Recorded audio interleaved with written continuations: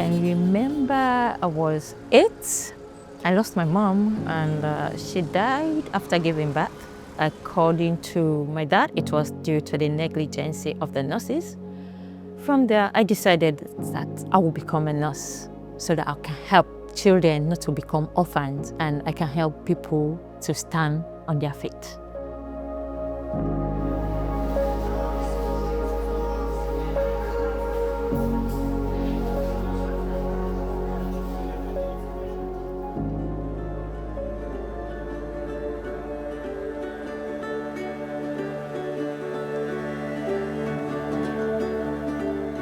Mercy Ships is really well known for the fantastic surgery that it provides. We have 2 ships that provide amazing care for patients who need surgery in countries where access to that surgery is restricted in some way, and that can be for various reasons. One of the key reasons is that there's a lack of specialists. The team I work with, we're committed to education and training, and that means coming alongside our healthcare professionals in Sierra Leone and looking at ways together that we can strengthen the healthcare system here, in particular surgical care. We do that very much in collaboration with the leaders in the countries where we work. So in Sierra Leone we have a great relationship with the Ministry of Health, and we also work with the University of Sierra Leone. So none of our work is done in isolation. We very much want to do the planning with our partners. They can tell us what their needs are, they can tell us how we can help them, and then it's about delivering it together as well.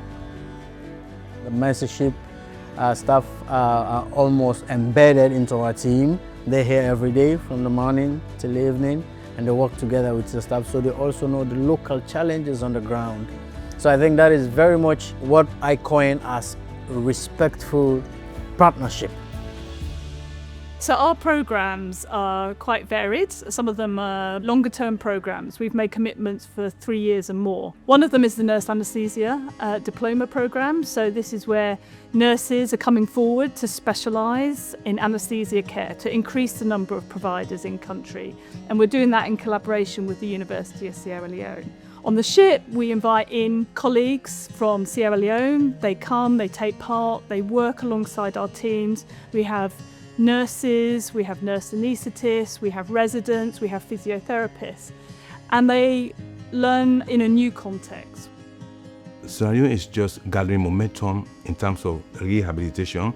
For us, we don't have a lot of specialties in physiotherapy or in rehabilitation.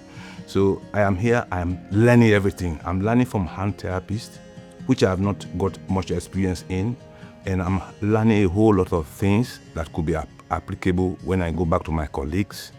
We also have residents from other African countries who have similar goals to us. They are passionate about providing care to their own people, and so it's a real privilege to host them on the ship and to work alongside experienced surgeons who can teach them new skills and develop the skills they already have. I've learned a lot. It's enormous. Over the 8 weeks that I've been here, I've seen different types of tumor resected, and I've been involved in close to 100 different cases. So I've reached that level that I'm gaining competency. Then we have another bigger programme at Connu Hospital, which is the largest government hospital in Sierra Leone. It's also a teaching hospital and a surgical referral centre, so it's a very strategic location. That whole Safer Surgery programme has many components, but it focuses on quality improvement. So we're particularly looking at how can we improve the standard of care and how can we reduce infection rates. So some of the elements in that programme have been offering training in sterile processing, how to clean instruments and sterilise them well. They are actually learning the standards when it comes to sterile processing in surgical environments, how to clean materials, how to store materials, what are the best practices to keep a safe operating room. During this workshop, I have learned that we need to work very hard so that we'll get rid of those microorganisms, especially to protect the patients and also the healthcare workers in the health sectors. Well, this training is very vital, it's very important to us as staff, and we're going to use this opportunity to do the right thing in terms of sterilization. We've also done some specialist training for nurses, so they know how to provide perioperative care. That's care before, during and after surgery. So this is an opportunity to enhance their skills. We also have the nurse mentoring programme as part of that. And this is a really valuable opportunity because it means our Mercy Ships nurses are partnering with the nurses on the wards side by side, day by day, really helping them to put their learning into practice in the context, in the environment that they're in. The nurse mentorship programme is about working alongside local nurses. It's not so much about telling them what to do, so much as guiding them to build their surgical skills as well as basic nursing skills. Before coming to the ship, I had 1 month training with Katie on A to E assessment and the neovascular assessment. And I came here and I've been putting them into practice. Nurses make up the largest workforce within the hospital.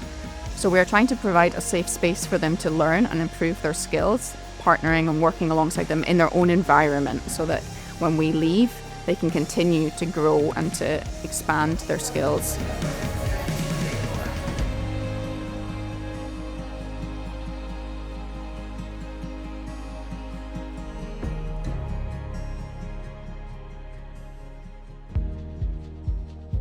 Sierra Leone has so much potential, and so we want to really support their healthcare system to be able to continue this work by themselves one day. We want to do ourselves out of a job, essentially, so that the ship no longer needs to come here and that the country can continue to provide safe, affordable surgical care to everyone here.